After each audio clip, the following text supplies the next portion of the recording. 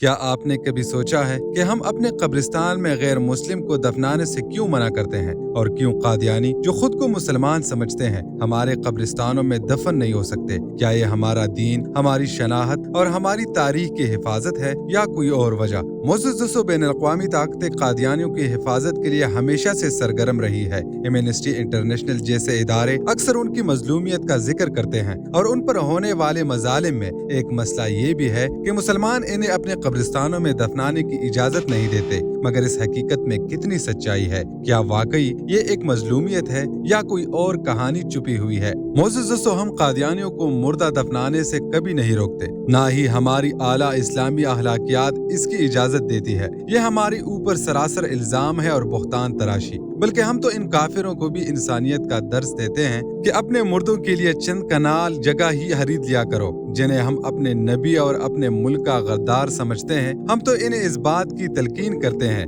کہ اپنے مردے اپنے ہی پاس اپنی ہی زمینوں میں دفن کیا کرو، لیکن وہ ایسے ناانجار، بد اخلاق اور انسانیت سے گرے ہوئے ہیں کہ اپنے مردے ہماری زمینوں اور ہمارے قبرستانوں میں لے آتے ہیں۔ معزز ایک طرف تو قادیانی اپنا مخصوص بہشتی مقبرہ بنائے ہوئے ہیں، جس میں دفن ہونے کے لیے 20 کے قریب احکامات مرزا غلام احمد قادیانی نے اپنے امت کو اپنے وصیت نامے میں لکھ کر دیے۔ اس بہشتی مقبرہ میں دفن کے لیے 3 بنیادی شرطیں رکھی، جن میں سے دوسری شرط یہ ہے کہ تمام جماعت میں سے اس قبرستان میں وہی مدفون ہوگا جو یہ وصیت کرے۔ اس کی موت کے بعد 10واں حصہ اس کے تمام ترکے کا حسب ہدایت سلسلہ کے اشاعت اسلام، مرزائی اسلام ناقل اور تبلیغ احکام قرآن، قادیانی قرآن ناقل میں خرچ ہوگا، اور ہر ایک صادق کامل الایمان کو اختیار ہوگا کہ اپنے وصیت میں اس سے بھی زیادہ لکھ دے، لیکن اس سے کم نہیں ہوگا۔ معزز چندہ ہوری کے لیے اسی طرح کا ایک مقبرہ پاکستان کے قادیانی مرکز چناب نگر میں بھی ہے۔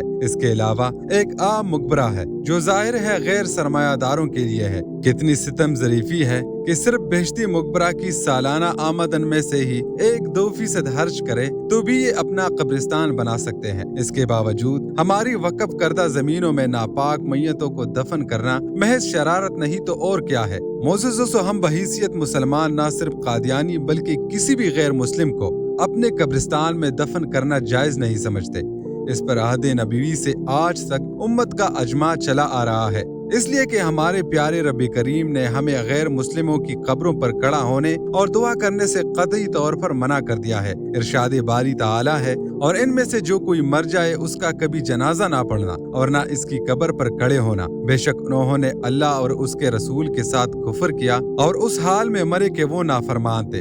معزز ہمیں اللہ اور اس کے رسول صلی اللہ علیہ وآلہ وسلم نے ایسی دینی غیرت دی ہے کہ کافر کو دعا کی بجائے جہنم کی بشارت سنانے کی تلقین کی ہے۔ خود قادیانی مذہب بھی یہی رویہ رکھتا ہے، کیونکہ غیر احمدی جب بلا استثناء کافر ہیں تو ان کے 6 ماہ کے بچے بھی کافر ہوئے، اور جب وہ کافر ہوئے تو احمدی قبرستان میں ان کو کیسے دفن کیا جا سکتا ہے؟ معزز یہ ہمارے مسائل تقریباً نصف صدی پہلے پرامن قانونی و آئینی طریقے سے حل ہو چکے ہیں، اور طے ہو چکا ہے کہ مسلمان علیحدہ امت ہے اور قادیانی غیر مسلم۔ بین الاقوامی طاقتوں کے اشاروں پر ان کو دوبارہ چھیڑنا، شرارتیں کرنا کہاں کی اخلاقیات ہے؟ معزز یہ ہماری تشخص، پہچان اور تاریخ کا بھی مسئلہ ہے۔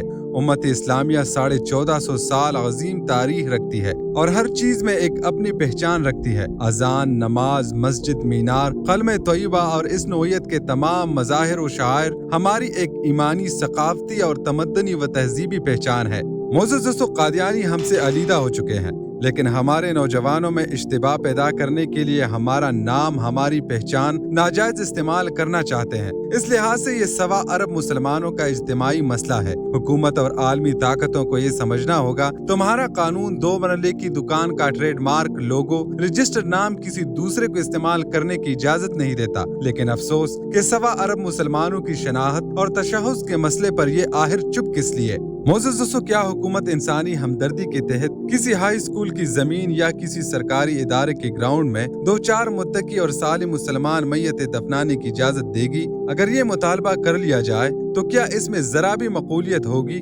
جب حکومت اپنی زمین میں صالح مسلمان میت دفنانے کی اجازت نہیں دیتی تو مسلمان اپنی زمینوں میں महसूस मोहतरम कब्रिस्तानों में किसी काफिर को दफनाने की इजाजत कैसे दे सकते हैं, और वो भी दुश्मन गुस्ताहे रसूल कादियानी की मैयत। हाँ, जहाँ गैर मुस्लिम ईसाई वगैरह कमजोर थे, 20 ऐसी मिसालें हैं कि मुसलमानों ने उनके लिए अपनी ग्रोह से अलीदा जगह मुख्तस की। यह है अपने नजरिए पर समझौता किए बगैर इंसानी हमदर्दी। मोअज़्ज़ज़ दोस्तों, कब्रिस्तान के ईमानी व रूहानी बरज़ही और आखिरवी तनाज़र में तय शुदा प्रोटोकॉल्स तो अल्लाह ताला रसूल अकरम सल्लल्लाहु अलैहि वसल्लम और उम्मत के अजमाए ताअम्मुल ने तय रखे हैं। इन पर हम कभी समझौता नहीं कर सकते। इन सब पर मुस्तज़ाद हमारा अदलो इंसाफ भी देखिए। जिस तरह हम कुफार की मैयत अपने कब्रिस्तान में दफन नहीं करते, हम अपने मैयतें भी कभी कुफार के मकबरे में दफन नहीं करते। इस्लाम ने हमें मैयत को तलकीन, अलविदा, गुस्ल, कफन और दफन के ऐसे प्रोटोकॉल्स दिए हैं कि वो दुनिया में किसी और मजहब के पास नहीं। मोअज़्ज़ज़, हम इन्हीं पर इक्तिफा करते हैं और इन पर दिलो जान से राजी हैं। अल्लाह ताला हम सबको ईमान और इस्लाम की सलामती अता फरमाए, आमीन। मोअज़्ज़ज़ दोस्तों, यही थी हमारी आज की वीडियो। अगर आप सबको पसंद आई है तो प्लीज इसे लाइक करें, शेयर करें, कमेंट करें और मजीद ऐसे मालूमाती वीडियोस के लिए हमारे चैनल को सब्सक्राइब करना ना भूलिएगा। शुक्रिया। अल्लाह ने कहबान।